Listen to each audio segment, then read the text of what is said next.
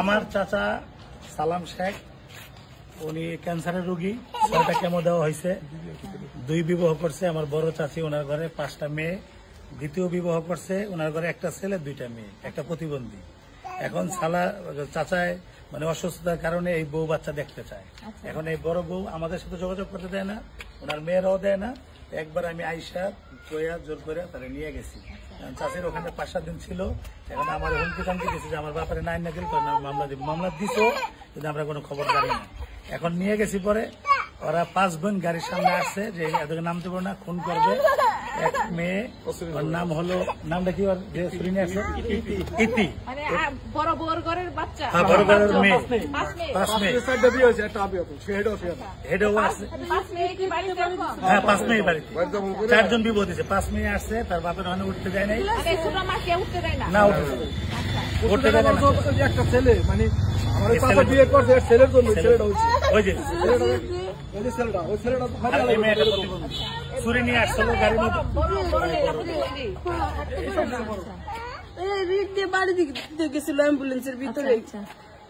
এবার আমাদেরকেও অনেক এটা বাবা মানে বাচ্চাদের বাবা অসুস্থ, ক্যান্সার রোগী।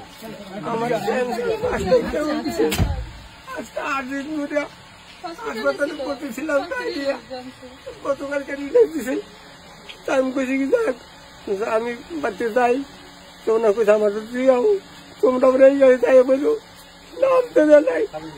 বাচ্চা আপনি বড় মানে বড় বড় ঘরের বাচ্চারা নামতে দেয় নাই।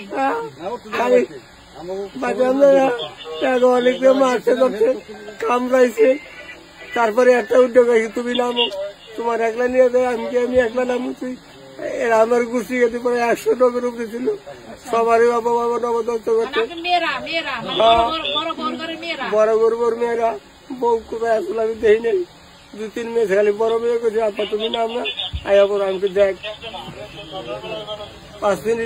5 মিনিট থাকিয়া ওরা এই অ্যাম্বুলেন্সে যাবো, আমরা দরকার হয় ওই ড্রাইভারের জিজ্ঞানতে এই অ্যাম্বুলেন্সে নিয়ে থাকা, ওরা থাকবো না।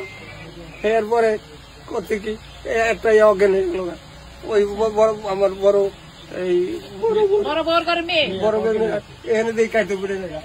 আমি কোন ইচ্ছা করে করতে না, কি করতে আল্লাহ ওই এর আগে আমার ধাক্কা দিয়ে আমার বাড়ি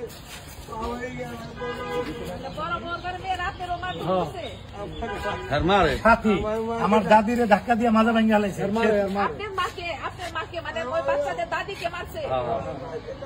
আরো আগের ঘটনা,